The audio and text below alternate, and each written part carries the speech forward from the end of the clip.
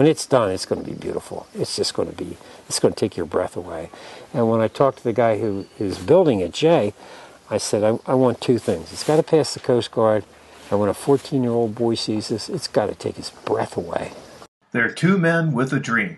Dave Knutson, a retired Canada Youth Backcountry Canoe Camp founder, and Jeff Briggs, Maritime Youth Programs leader in Port Townsend.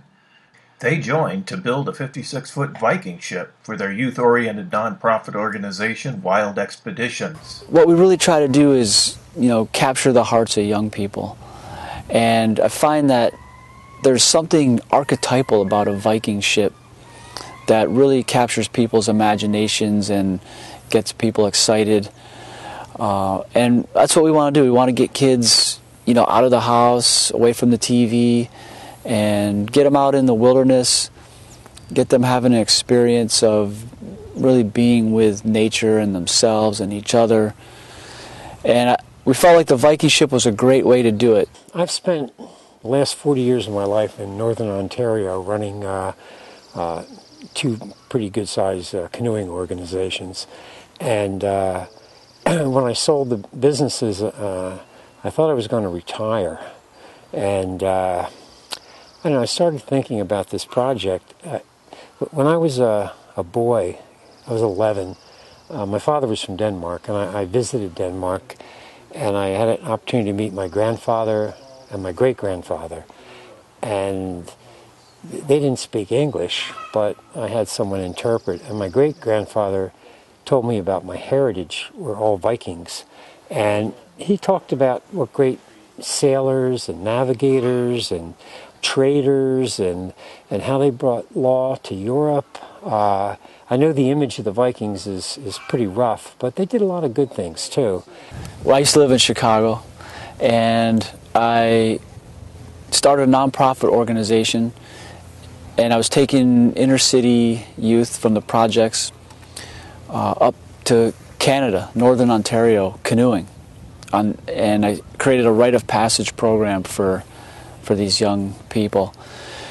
And I took them to a camp with a friend of mine owned that was set up for canoeing for young people. And that went great. I did that for about 7 or 8 years. Then I moved out west here, out to Port Townsend. And this isn't really canoe country so much. It's more kayaking and boating. So, but my friend who owned the camp, Dave Knutson, has always had a dream of building a Viking ship. And I've always been a sailor. Jeff came up to Canada bringing a youth at risk group out of Chicago. And he was a futures trader on the Chicago Stock Exchange, and, stressful job. And his heart, he really felt, was working with young people.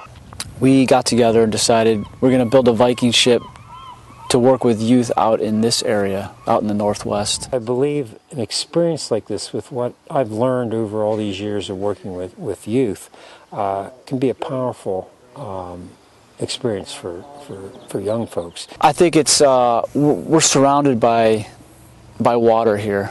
We're on a mini peninsula on the Olympic Peninsula, so I just believe that the water is a big part of being in this place, of living here. And the Viking ships is a fun way to get kids out on the water. This is, as far as I know, only the third attempt at building a Viking ship in North America. The first one sank up near Lake Superior. They used the wrong wood. Beautiful ship. They used red oak instead of white, just a mistake. And the other one, I think, was built in Maine, and it struggled and somehow got back to Norway. But this one is the first one ever approved by the U.S. Coast Guard, and that's been took us 2 years, because there's a lot of, we would say to them, well, this is the way they build it in Denmark, and they'd say, this isn't Denmark. One thing that we found on the canoe trips is that kids are real exposed to the elements, for as long as we're out there, whether it's a week or 2 weeks or 3 weeks. We're basically in the elements, and there's something about that is real powerful for young people.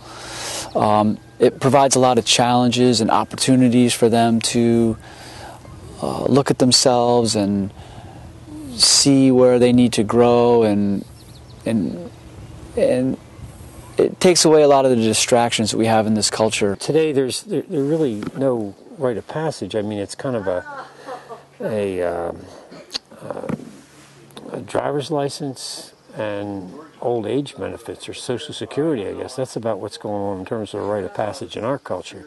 So when do you know when you become a man, for instance? We really don't know. And it's kind of based on how much we drink, drugs, sex, driving a car. It's not on the real stuff of life. I mean, we'll push it in Port Townsend. I want to get kids out here, hopefully work with some teachers.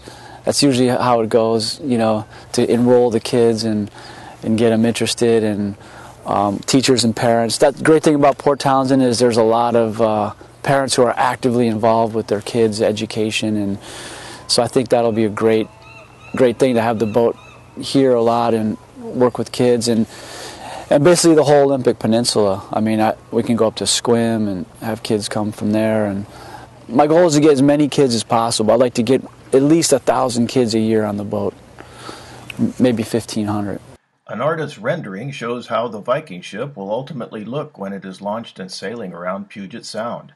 Wild Expeditions commissioned well-known Seattle master woodcarver Jay Havoc to create the ship's final touch, a dragon's head to be mounted on the ship's bow stem 14 feet above water. I think we're going to have many ways to use the boat. So some of the ways will be taking kids on trips for anywhere from a couple hours to 2 to 3 weeks, or maybe even 6 weeks up to Alaska. Viking ship voyages would also be offered to teen girls, young women, and single mothers.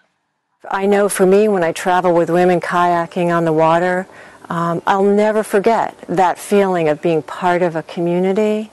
It's empowering. I think it's empowering for girls, women of all ages. And so the idea of a group of girls, waking up in the morning and doing what's needed to get a ship underway, whether it's preparing the meals or raising the sails, it's a community.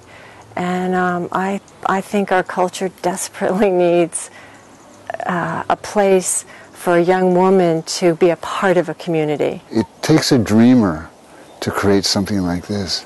It takes somebody who's really willing to say, what could I do to honor my father? What can I do to honor my heritage? And so when he stopped with a wilderness camp, he then said, I think I'll dedicate myself to building this lasting memorial to the people that I cared most about in my life. I'm kind of a latecomer to this party. Jeff and David have been, working at this for some time now, and I'm very excited to be included in this project. And I think it goes back for me to about when I was 9 years old, and I was up at our programs up in Canada, our wilderness canoe tripping programs, and I vowed, along with one of the campers there, a good friend of mine, at 9 years of age, that someday we were going to sail a Viking ship. And funny enough, as it turns out, here I am now, many years later, faced with the prospects of actually achieving that dream. One thing that I think is extremely powerful about what we do and how we do it is that we're able to really give kids an experience of being in a group that's built around trust and safety, and dealing with conflict and working things out, talking about things in a conscious way.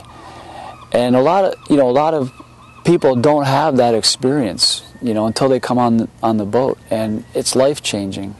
Rod Napier shared a heartfelt story comparing the spectacular interior of a cathedral he experienced in Spain to the passionate work going into the Viking ship project. It doesn't look particularly appealing to me. This is a huge edifice, but I walked in, I hardly looked up. I just walked over to a chair and sat down. And within about 10 minutes I was in tears. And I looked up there and I said, oh my God, this is what's capable of human beings. That's what that represents.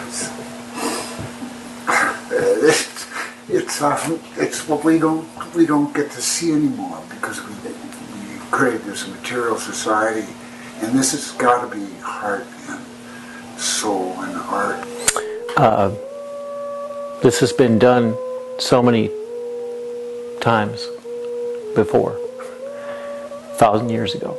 They were built by the hundreds on the beaches for William the Conqueror, for Harald Hårfagre, for the big Viking chieftains. They would just have 100 boats built, and then the fleet goes to England. We know that battles were fought with 100 ships. It's hard to imagine, but it's true.